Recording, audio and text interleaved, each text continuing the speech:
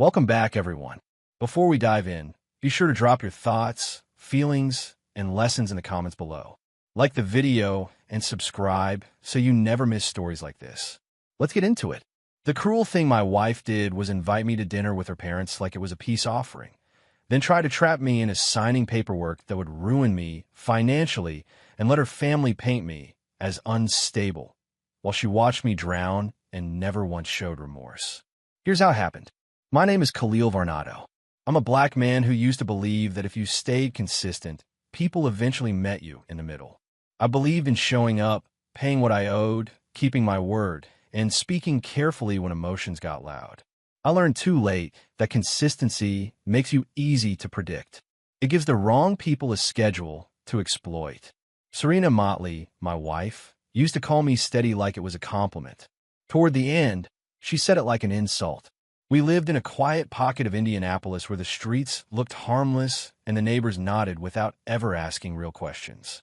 I worked in operations for a regional supply company, a job built on inventory counts, vendor timelines, and fixing problems before they turned into disasters. It made me good at staying calm in chaos. It also made me slow to accept that chaos could be personal. I thought marriage had rules like my job did. Respect the contract, do the work, tell the truth. Serena didn't see it that way anymore. Serena and I met at a charity mixer in downtown Indianapolis years ago, the kind of event with polite laughter and glasses that never went empty. She wore a cream blazer and a smile that seemed practiced but warm enough to feel real. She asked questions like she actually cared about the answers. She told me she admired men who were reliable. When you grow up watching people disappear, reliability feels like love. I married her because I believed her admiration was sincere, not strategic. Her parents, Meridell and Hollis Motley, never liked me. They didn't say it directly at first. They did it through small cuts. Hollis forgetting my name, calling me Kendall or Khaled, then acting like I was too sensitive for noticing. Meridell complimenting Serena for leveling up, and then looking at me like I was temporary furniture. I told myself they would soften once they saw I wasn't going anywhere. I didn't realize that was the part they hated most. Their dislike became sharper after Serena and I bought our house. It was nothing grand, just a clean place with a small backyard and a porch that caught late afternoon sun. I was proud of it. Serena posted pictures like she was proud too, but her parents started talking about property like it was a weapon. Hollis would say things like, "These days, you have to protect assets," while staring straight at me. Meridell would add, "Especially when people marry for comfort." Serena would laugh lightly, like it was all harmless. The first time Serena humiliated me in public, it happened at a friend's birthday dinner in Fishers. Someone asked how we divided bills. Serena leaned back and said, "Khalil likes to feel needed. He gets weird if I take too much control." People laughed because it sounded like a playful jab. I laughed too, because I didn't want to be the man who ruined the mood. But on the drive home, I asked her why she said it like that. She shrugged and told me I needed thicker skin. After that, she started rewriting our story while I was still living in it. If I asked for clarity, she called it insecurity. If I want to talk about feelings, she called it drama. If I pointed out something that didn't add up, she told me I was imagining things. It wasn't screaming or obvious cruelty. It was a slow grind of being treated like my reality was optional. And because I loved her, I kept trying to earn basic respect like a man paying interest on a debt he never took out. Serena also started spending differently. Not wildly at first, just more business expenses, more subscriptions, more sudden charges I didn't recognize. When I asked, she'd say she was building something for us that I should be proud. She talked about a side business with an excited brightness that made me want to support her. She asked me to help with setup, payment links, email accounts, simple bookkeeping. It sounded harmless. I did what husbands do when they still believe partnership is real. I helped. I didn't know her brother Tavian was involved. Tavian was the kind of man who always had a new plan, always spoke in half-finished sentences like the details were too advanced for anyone else. He drifted between jobs and blamed every employer for not appreciating his value. When Serena talked about her business, Tavian started showing up more.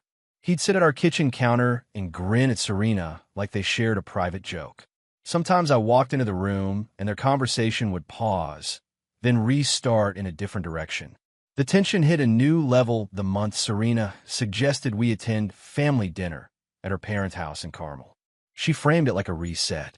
She said Meridell had been asking about me, that Hollis wanted to clear the air. Serena spoke softly, touching my arm like she remembered tenderness. I wanted to believe it. I wanted that relief so badly that I ignored the way her eyes stayed detached, like she was acting from a script she didn't write but still intended to follow. On the day of the dinner, Serena got unusually dressed up. Not just nice, careful. A structured dress, earrings that caught light, hair done with the kind of precision she used for job interviews. She looked like she was going somewhere important. When I told her she looked beautiful, she said thanks without looking up from her phone. Her nails clicked against the screen. She smiled at something. It wasn't for me. We drove north to Carmel under a sky that looked bruised with winter. Serena played music low, but the car felt silent anyway. At a stoplight, she checked her phone again and again. I asked if everything was okay. She said she was just coordinating something with her mother. Then she added, "Please don't make tonight harder than it has to be." The way she said it made me feel like I was already guilty of something. I swallowed my response and focused on the road. Meridell opened the door with a smile that didn't reach her eyes. Their house was immaculate in the way some homes are when they're designed to impress strangers, not comfort family. Everything smelled like lemon cleaner and expensive candles. Hollis shook my hand with a grip that tried to prove something. Tavian was already there, leaning against the kitchen island, wearing a watch that looked too new for a man who was always between opportunities. He nodded at me like we were co-workers, not relatives. Dinner started politely. Meridell asked about my job, then redirected every answer into a critique. Operations is stressful. Men get burned out. Hollis asked about the mortgage and spoke about interest rates like he was testing me. Serena sat beside me, but angled her body slightly away, like we weren't a unit. Tavian smirked when Hollis made jokes about protecting the family name. I tried to keep my tone even. I tried to be respectful. I didn't realize respect was exactly what they were counting on. Halfway through the meal, my phone buzzed once in my pocket. I ignored it out of courtesy. Then it buzzed again. Serena's eyes flicked toward me, quick and sharp. Tavian's foot tapped under the table like he was impatient. Meridell stood and began clearing plates even though I was still eating. Hollis poured himself more water and asked, casually, "So, Khalil, have you ever considered what would happen if you and Serena didn't work out?" The question landed like a weight. My phone buzzed a third time. I excused myself and checked it under the table.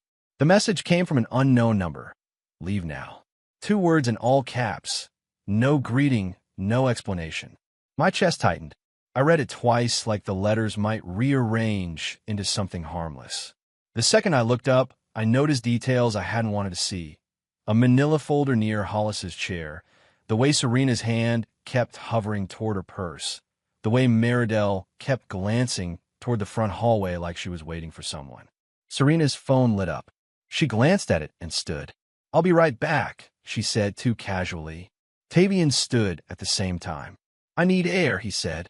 They walked toward the back door together. Hollis watched them leave with the calm of a man watching a plan proceed. Meridell smiled at me and said, "You know, marriage is about responsibility." Her voice was sweet, but the words felt like a trap closing. My heart was hammering. I tried to breathe quietly so no one would see panic. Serena and Tavian came back in less than a minute, like they'd rehearsed it. Serena sat and picked up her water glass. Her hands were steady, too steady. Hollis slid the manila folder onto the table like it was dessert. "We just want to make sure you understand the future," he said.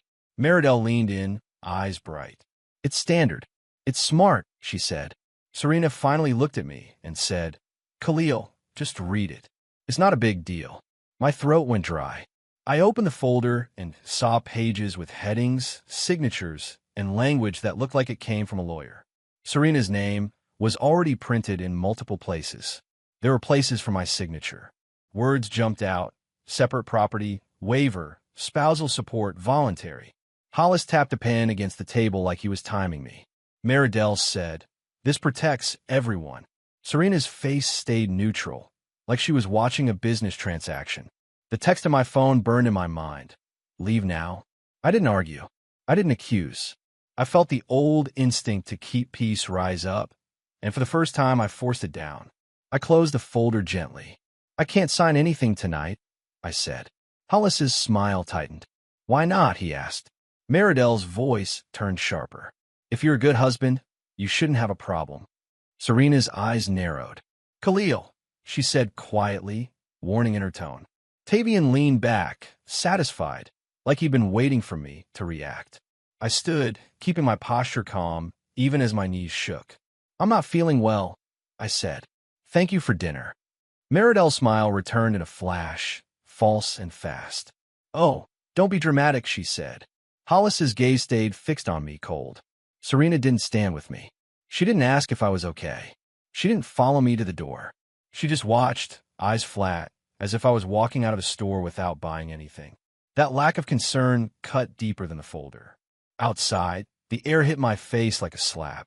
I walked to my car as steadily as I could, aware that Tavian might follow, aware that they might laugh once the door closed behind me. My hands trembled so badly I dropped my keys once. When I got into the car, I locked the doors instantly like a reflex. I sat there breathing hard, staring at the warm light in their windows. I pictured them inside, calm, irritated, already deciding what story they would tell about my behavior. I called the number that texted me. It went a voicemail. I texted back. Who is this? My stomach churned. I drove down the street and parked at a gas station with bright lights and security cameras. My head was spinning with questions. Why would a stranger warn me? Who knew what was coming? Why did Serena look so prepared, so detached? I tried to call Serena. It rang and rang. She didn't pick up. Then my call went to voicemail. A few minutes later, I received a text from her. Stop acting like a victim. That message hit me harder than anything her parents said. It wasn't anger. It was contempt. It confirmed what I'd been afraid to admit. Serena was not confused. She was not pressured. She was not trapped by her parents. She was part of the trap. My eyes stung, but I refused to cry in my car like a man begging the world to be kind. I stared at the steering wheel and told myself one thing. I was done being predictable, done being the steady man everyone assumed would cooperate. I checked our shared bank app. The password didn't work. I tried again. Nothing. I clicked forgot password. The recovery email wasn't mine. My throat tightened so hard it hurt. I opened my credit monitoring app and noticed a new inquiry I didn't recognize. My body went cold. Serena hadn't just planned a dinner trap. She had been laying groundwork for months. The humiliation I felt turned into something sharper. Focus. I drove to a quiet hotel in downtown Indianapolis and paid for 2 nights with a card in my name only. In the hotel room, under the bright bathroom light, I looked at my own face like I was meeting myself again. I looked tired, older than I should. I thought about all the times I'd swallowed discomfort to keep peace. All the moments I'd trusted Serena, because trusting your wife is what you're supposed to do. Then I remembered how her eyes didn't soften when I stood to leave. That image hardened something inside me. I sat on the bed, opened my laptop, and started documenting everything I could access without her passwords. The next morning, I went to my bank in person as soon as they opened. I brought my ID, my pay stubs, and that quiet determination that comes from being cornered. A banker helped me verify my individual accounts and freeze what I could. They flagged unusual transfers from a joint account, but because Serena was an owner, the bank couldn't simply hand control to me. Still, they could document concerns. They could advise steps. I froze my credit, placed fraud alerts, and requested records. It wasn't revenge. It was survival. Serena finally called around noon. Her voice was smooth, almost bored. "Where did you go?" she asked. I told her I was safe and that I wasn't signing anything without counsel. She laughed once, short and dry. "Counsel," she repeated, like I was pretending to be important. "Khalil, you're making this ugly." I told her it was already ugly. I asked her directly what the folder was. She didn't deny it. She said, "It's what smart people do when someone can't be trusted." Then she hung up. I didn't call her back. I sat in that hotel room with the ache spreading through my chest and let myself acknowledge the truth. My marriage had become a negotiation where I was the only one still emotionally invested. When someone calls you untrustworthy while draining your resources, they're not afraid of your betrayal. They're afraid you'll notice theirs. That afternoon, I called a lawyer a coworker once mentioned, an older black woman named Tiffany Banks, known for being calm and unmovable. Her assistant gave me a next-day appointment. I met Tiffany in a modest office in Broad Ripple. Not flashy, not designed to impress. She listened without interrupting, taking notes with a pen that moved steadily. I explained the dinner, the folder, the text, the locked accounts, Serena's contempt. Tiffany asked careful questions. Then she said, "You did the most important thing already. You didn't sign." She told me to stop communicating with Serena unless necessary and to do it in writing when possible. She also told me something that changed how I saw everything. This wasn't emotional. It was planned. Tiffany explained how families use pressure, social settings, stage concern, sudden paperwork, to make someone comply. She told me to request the full document Serena intended to present, and not through Serena, through attorneys. She also advised me to prepare for smear tactics, claims that I was controlling, unstable, financially reckless. Tiffany looked at me and said, "People like this don't need truth. They need a story. We're going to bring receipts." That word, receipts, felt like the first breath of air after months underwater. When Serena served me divorce papers 2 weeks later, she did it through a process server at my workplace. She didn't call. She didn't warn me. She let a stranger hand me an envelope in front of coworkers, like she wanted humiliation to be part of the experience. The filing claimed I was financially irresponsible and emotionally volatile. It requested control over certain assets and implied I might need to be supervised for decision-making. My stomach twisted as I read it. Serena had tried to turn my steadiness into a weakness and now wanted the court to see me as a threat. Hollis and Meridell submitted statements too, like they had been waiting their whole lives to testify against me. Their language was polished, confident. They described me as unpredictable, resentful, and fixated on control. Tavian's name appeared as a potential witness, which made my skin crawl. Serena still didn't contact me directly except for one text. "I hope you don't embarrass yourself in court." There was no sadness, no reflection, just the cold belief that she had already won because she had support and I had silence. Tiffany didn't flinch. She requested financial discovery immediately. Bank statements, transaction records, business documentation, communications related to any accounts. Serena's attorney responded with delays and partial information, like they assumed we would get tired. Tiffany didn't get tired. She treated their resistance like confirmation. Meanwhile, I searched for my own records. I remembered helping Serena set up her side business, emails, payment links, bookkeeping. I hadn't kept everything, but I had traces, old confirmations, admin access logs, a spreadsheet draft Serena once asked me to review. I forwarded it all to Tiffany. As discovery unfolded, I began to see patterns that made my hands shake with anger. Payments from our joint account labeled as vendor expenses went to accounts with names that didn't match any real company. Charges repeated in oddly similar amounts, as if designed to look routine. A consulting fee appeared monthly, but the destination account changed. Tiffany brought in a forensic accountant, a quiet man named Orson Leaks, who spoke carefully and never guessed. He didn't need to guess. He just followed the numbers like they were footprints in wet cement. Orson found something that made the room go silent. Multiple transfers from Serena's business funneling into an account tied to Tavian's email. Not only that, some of the business income Serena reported didn't match actual deposits. It looked inflated, padded, manufactured through looping transactions that made revenue appear higher than it was. It wasn't just sloppy. It looked intentional. Serena wasn't building a future for us. She was building a paper wall that could be presented in court to justify her demands. And she was draining me while she built it. The hardest part wasn't even the money. It was remembering all the nights I'd encouraged her, told her I believed in her, listened to her describe dreams. It was realizing my love was used as cover.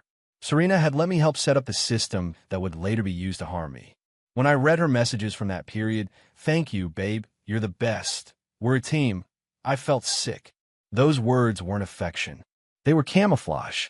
They were the soft blanket she used to hide the knife. Serena, meanwhile, played her role without cracks. In mediation, she sat with perfect posture and a bored expression, like my pain was an inconvenience. When her attorney spoke about fairness, Serena nodded at the right times. When I spoke, she looked away.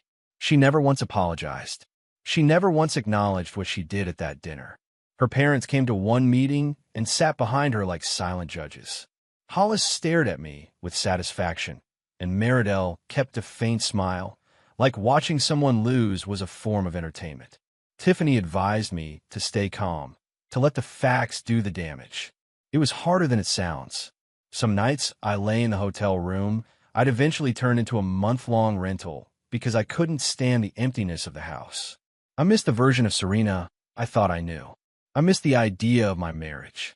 The grief didn't come in clean waves. It came in sudden jolts, seeing her favorite cereal at the store, hearing a song she used to play, noticing my phone was silent because the person who once texted me constantly now treated me like a target. The unknown number texted me again once, weeks after the dinner. You did the right leaving. Don't let them rush you. I stared at it for a long time. I still didn't know who it was, but the timing felt too precise to ignore. I asked, "Why are you helping me?" The response came an hour later, "Because you were kind once." And she's not kind. That was it. No explanation. I sat on the edge of my bed and felt tears come without permission, not from weakness, but from the strange relief of being seen by someone who expected nothing in return. The legal process dragged, but the financial evidence grew stronger. Orson traced one account to a family-owned LLC tied to Hollis. It wasn't blatant at first, just a signature here, an address there, the kind of small connection people assume will never be examined. But once it was found, it pulled other threads loose. Hollis had co-signed documents related to Serena's business structure. Meridell's email appeared on a few communications, forwarding forms and advising Serena to keep it clean. They weren't innocent bystanders. They were architects who thought paperwork made them untouchable. Then real-world consequences arrived, the kind you can't argue away with attitude. The bank flagged irregular transfers and filed reports, not because they cared about my marriage, but because the numbers triggered their systems.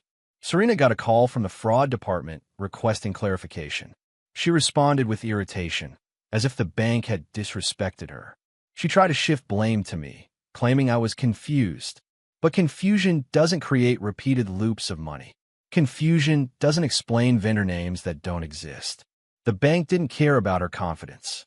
The bank cared about patterns. Tavian's arrogance cracked first. He didn't come to court, but he couldn't hide from his own chaos. His landlord terminated his lease after income verification failed and late payment stacked. He started calling Serena, demanding help. Serena refused, not out of principle, but out of rage that her plan was under pressure. Hollis tried to shield Tavian through the LLC, but that only exposed them further. When investigators requested records related to the LLC, Hollis looked like a man realizing his signature wasn't just ink. It was a liability. Serena didn't show remorse, even as things tightened around her. She didn't reach out to ask how I was holding up. She didn't offer a compromise. Instead, she doubled down. She told mutual acquaintances that I was punishing her by refusing to sign. She implied I was controlling because I wanted transparency. She said I couldn't handle a strong woman. It would have been funny if it hadn't been my life. The more she lied, the more I understood that she needed to believe her own story to justify what she did. In court, Serena presented herself as composed and wronged. Tiffany presented documents. When Tiffany introduced evidence of inflated business revenue and suspicious transfers, Serena's expression barely changed.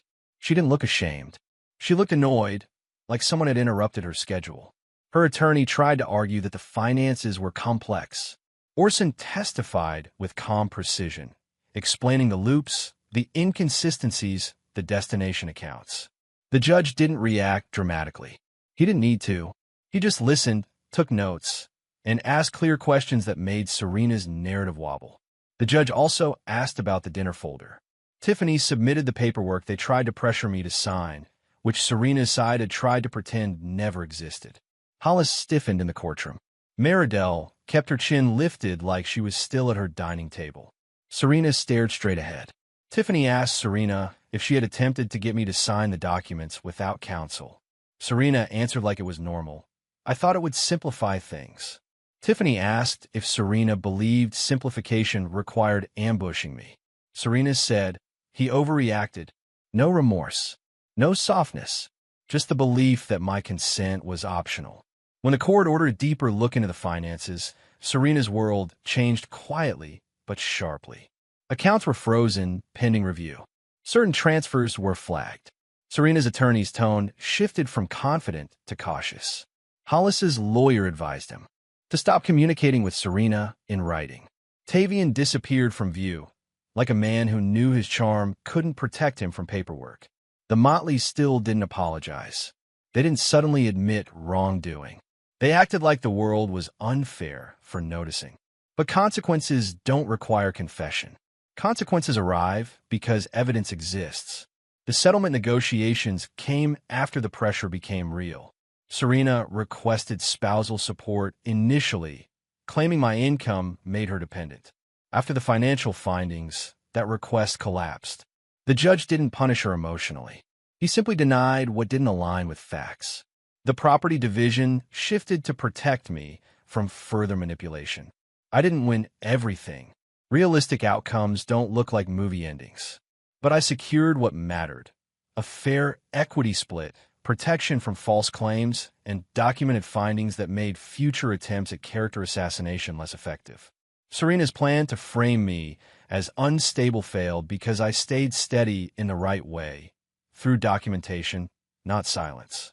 The most satisfying part wasn't seeing Serena lose money. It was watching her lose control. For someone like Serena, control is oxygen. The moment she couldn't dictate the narrative, she looked smaller, not remorseful, not humbled, just furious and trapped. I watched her in the hallway after one hearing, speaking sharply to her attorney, gesturing like blame was a tool. Hollis stood nearby with a clenched jaw. Meridell stared ahead, refusing to look at me. Tavian wasn't there. Serena's family system was collapsing under its own greed, and nobody could fix it with a smile. After everything was signed, Serena sent me one final message. You think you're so smart. That was it. No apology, no goodbye. I didn't respond. I sat in my car outside the courthouse and let the quiet settle over me. I expected to feel triumphant. Instead, I felt tired. I felt like a man who had carried a heavy box for too long and finally set it down, only to realize his arms were shaking from strain. Winning doesn't erase what it cost. It just stops the bleeding from continuing. I moved to Pittsburgh a month later. I chose it because it was far enough to feel like a new chapter, but close enough to keep my job transfer manageable. I rented a modest apartment with clean lines and good light. I bought furniture slowly, deliberately, refusing to recreate a life built on someone else's approval. I didn't post anything about it. I didn't announce healing. I just lived quietly, like a man learning how to breathe, without checking if someone else approved of his lungs. I rebuilt my finances the way I rebuild anything: systems, steps, consistency. Automatic savings, separate accounts, alerts for every transaction, a binder of documents that lived in a drawer, not because I wanted to obsess, but because I refused to be blindsided again. I learned to treat my peace like a budget. Protect it, track it, don't overspend it on people who don't return value. I stopped answering calls that drained me. I stopped explaining myself to anyone committed to misunderstanding. That change was private. No one applauded, but it held. Some nights, grief still came. I'd be washing dishes and suddenly remember Serena's laughter from early days, and it would hit like a bruise you forgot existed. I'd remember the way I used to reach for her hand in public and how she started pulling away. I'd remember the dinner table in caramel and the folder sliding toward me. The moment I realized my marriage had turned into a courtroom before any judge saw it. Trauma doesn't disappear because you got a fair settlement. It fades when you stop reopening the wound. The unknown number texted me once more after I moved. You didn't deserve that table. I stared at it for a long time. I wanted to ask who it was. I wanted to solve the mystery to make the story neat. But I realized I didn't need the identity to understand the gift. Someone warned me when they didn't have to. Someone saw what Serena was doing and refused to let me be trapped. Sometimes that's the closest thing to grace you get. Quiet help from a person who doesn't need credit. Months passed, and I heard updates through the soft network of people who couldn't resist gossip. Serena's credit was damaged. The bank investigation didn't become a headline, but it became a problem. Fees, restrictions, audits, a constant grind of consequences that made her life harder. Hollis's LLC faced reviews that cost time and money. Tavian bounced between couches, always blaming someone else. None of them apologized. None of them expressed remorse. They just grew more bitter, like consequences were an insult. That bitterness was its own punishment. They had to live inside themselves. My comeback didn't look like revenge. It looked like a quiet, successful life that no one could sabotage because I stopped giving them access. I started waking up early again, not from anxiety, but from routine. I cooked meals in my own kitchen without feeling watched. I walked through parks in Pittsburgh and felt my shoulders loosen. I reconnected with an old friend, not to vent endlessly, but to laugh. I took a weekend trip to Cleveland just to sit by the lake and remind myself the world was bigger than one woman's betrayal. One evening, I sat at my desk reviewing my budget, and I realized something strange. I wasn't scared anymore. For a long time, Serena had made me feel like stability depended on her mood, her approval, her family's judgment.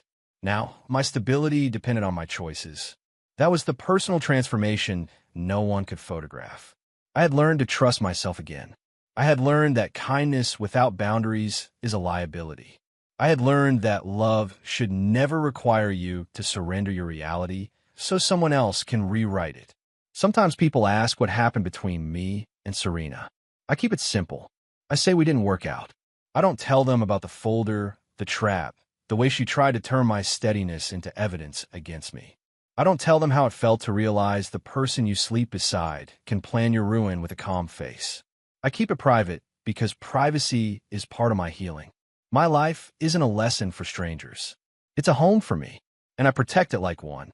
The last time I saw Serena was months after the divorce, by accident, at an airport in Chicago. She walked past me like I was a stranger. Her eyes didn't soften. Her posture stayed stiff, as if admitting pain would crack her image. Hollis and Meridell weren't with her. Tavian wasn't with her. She looked alone in a way she probably blamed on everyone else. I watched her disappear into a crowd and felt nothing like longing. I felt a quiet gratitude that I left that dinner when I did. Karma didn't need to announce itself. It just did its job, and I did mine by rebuilding in silence. If this story showed you anything, it's that kindness without boundaries is a liability. If you want more real, intense stories where karma hits quietly but hard, subscribe and turn on notifications. And tell me in the comments, what would you have done the moment that folder hit the table? The end.